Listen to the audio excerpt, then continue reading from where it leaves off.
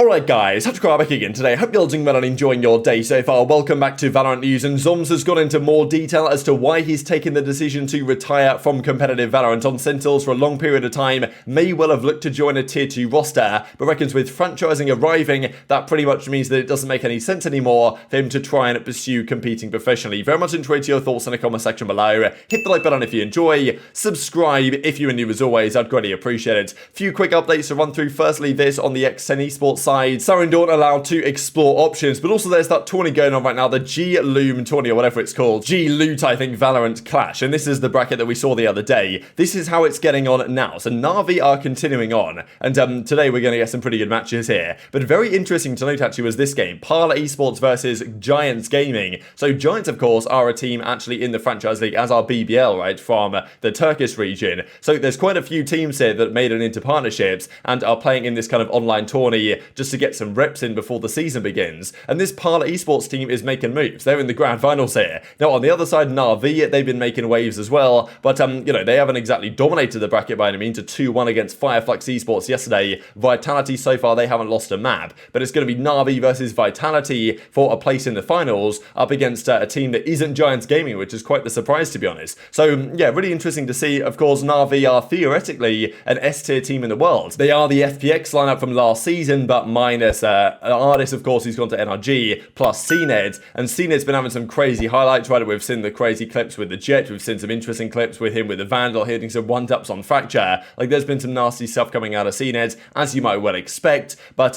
you know, of course, likes using the Jet a fair bit. We'll see what the meta actually is when the season begins yet again, but I think a sensible move from Na'Vi, but still, they look like they should be one of the scariest teams in the game theoretically, and they're going to have to prove it to an extent in this tournament, because Giants Gaming definitely have some things to think about. This was the Na'Vi match against Fireflux Esports, like, you know, obviously a Turkish team, not massive name players, but still, they weren't exactly having an easy time here. cNed was topping the lot too on the Chamber and the Jet, depending on the map. Map 1 Haven was 13-9 in favour of Fireflux Esports, actually, right, so get to top the scoreboard on the Chamber that map, but then, you know, cNed was on the Jet, and then they changed it around, went to Pearl, it was 13-10 in their favour, cNed back on the Jet again, 27-15, and then Fracture, he used the Chamber. So, quite interesting what these teams are doing on the maps where Jets can be at all viable. cNed's using it, right, which I guess makes a fair bit of sense. But, you know, still, on the maps where it's not viable, then either he's using the Chamber or potentially even you've got Sogetsu on the Chamber if cNed also wants to use the Jet. So there's some conversations I'm sure happening there at Na'Vi, and it's all early days to figure what's happening here, but they made it through 13-9 to make the grand finals. And then this was the interesting series to me, Parlor Esports versus Giants Gaming, another Turkish team. This, of course, is the team with Nuki, some of the former G2 guys, right, you know, Ryan, Fatinho, Cloud, and then Nuki and Hoodie on the team.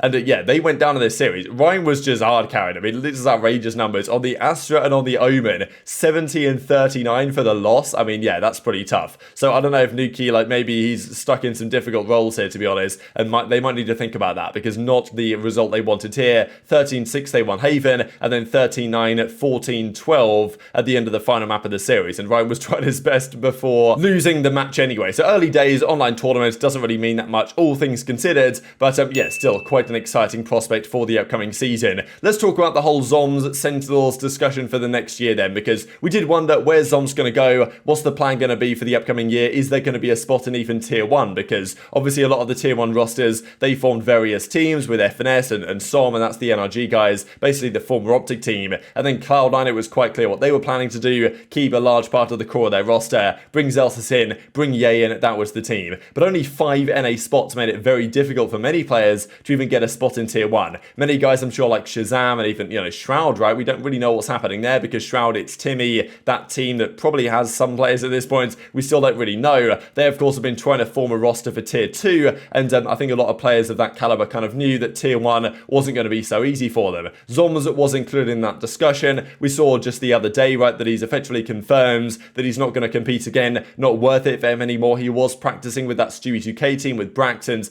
maybe Raucus and Wardell, we believe, is still there as well, and Zombs was going to be part of that team, but then I guess, you know, maybe they had offers and they had certain organizations coming in wanting to sign them, but then it was like, well, he can't really stay on Sentinels if that's the case. Doesn't really seem to make too much sense for him to leave Sen, wants to stay there for content, and believes that, okay, it now makes sense for him to basically hang it up. But he reckons that actually the franchise league coming in has really what's affected him here, because he says that, look, if there were more spots for North America, and also if the rules, I think, were slightly slightly different in terms of what is allowed within the franchise league in terms of tier 2, then Zombs might still be staying around. But the fact that he can't stay on Sentinels and compete in tier 2, that's where the issue really arises. And also the fact that there were far fewer North American spots, you could argue, than there could potentially should have been. If that's your dream, then sure, it's fun if you have good teammates around you.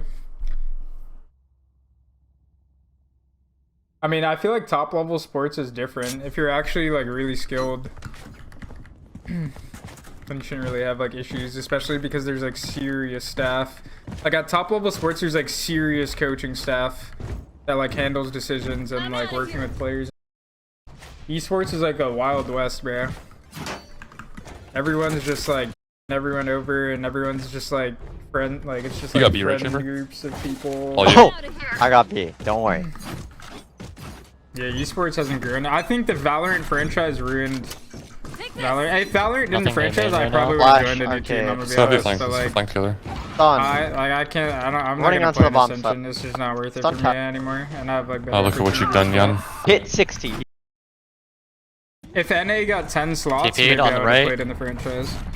So this is the overall spreadsheet here that Flynn does. Very small. If you guys want to check in the individual team, then feel free to try and pause and zoom in. But I'll look at North America more specifically here in a second. So yeah, what do you think about that, right? If there were 10 North American teams in franchising, kind of difficult to hear there at the end. But that is basically what he says. Like, he reckons he would have had a spot, which is probably true, right? I mean, look, we thought at a time there was going to be 12 teams per region, and there was going to be potentially up to like 7 or 8 from North America. I don't think it was ever going to be 10, but like it was unlikely it was going to be 5. Turned out it is 5, and that obviously made it very difficult for many players. The entire guard team, a lot of the FaZe Clan guys, like there's some really talented and strong players down there in tier 2 that are forced into the Ascension League because they, you know, obviously didn't have the spot in tier 1. And even the likes of ShahZaM, right, he would have known probably that that was a possibility, and yeah, he's found himself down there in tier 2 as well. So do you think the franchise league has been a mistake from that perspective, or do you think Zombs just isn't quite of the caliber of player necessary to get a spot back in tier 1 of the scene? Because at the end of the day, I think Zombs is a good player, obviously very serviceable for his team at the time, one of the best in his particular role when Sentinels were on a roll. But at the present time, obviously after having the, well, falling out of the starting team and all the drama that was going on there behind the scenes, like it's understandable that the other teams in the league didn't pick him up. For the top 5 best smoke players in North America, given the situation, it kind of makes sense why the other teams have gone the way they've done, with them, you know, of course, even Som's going to run that role here on LRG. Bang on 100 Thieves, of course, even you've got Marved out there, right, that obviously isn't playing this season, but would have potentially been playing a similar role. So pretty tricky stuff, though, for these guys. But on the other side of things is, to me, is the whole academy situation, because I think it's the thing in other esports, and arguably it should be the thing here in Valorant, and I believe this is impossible, that the teams that are in tier 1 can't necessarily field an academy, right? Because you can see right here on the spreadsheet that, you know, Sick, for example, is their substitute player for Sentinels.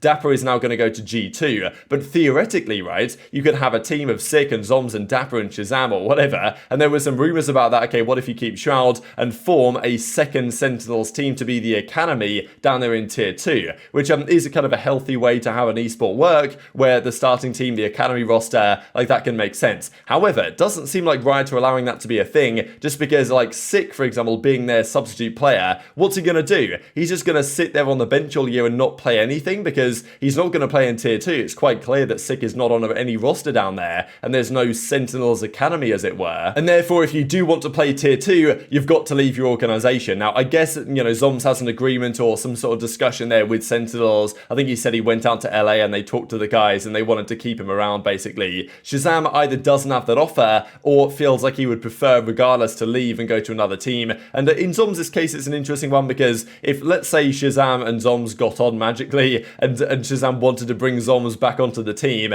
and Zombs had the offer from G2 to leave Sen and go to G2 to play, like, you know, would he do that, right? Maybe it's just because ShahZaM's got an actual offer from an organization, we believe, from G2, that means that he's more likely to go for it. Otherwise, he might have said to Sentinels, hey, like, let's just do a content thing and I can stay as part of Sentinels or whatever. But I do think Zombs is right to a certain degree that the franchise league has kind of made it difficult for a lot of these guys that are on the verge of deciding not to compete anymore, and are obviously not quite good enough anymore to get a starting spot in a very competitive franchise league. It's going to push an awful lot of these guys out. out. And Zombs is maybe the first casualty of that, but it's potentially the same thing for other players as well. Thankfully, there are some organizations still interested in tier 2. G2 are one of them to try and get through Ascension. That's where we believe he's going to go. And even just this from Kurt real quick, because we saw this yesterday between Ye and Kurt himself. And yes, Kurt says competition is tight. Not sure if Ye is quite ready for competition at that level, but potentially over the coming days, some announcements as to who Evil Genius is, 7th or 8th, 9th and 10th player are potentially going to be on their roster. And just to keep you guys up to date with the tournament that Willminder is doing, with it, yeah, PaperX won that one comfortably up against the Sens. So now these are the semi-finals here of the best VCT team of all time. Voting, I believe, for the top one is now open and very close from what I last saw. Hit the like button if you enjoyed, subscribe if you're new, take care, and I'll see you next time.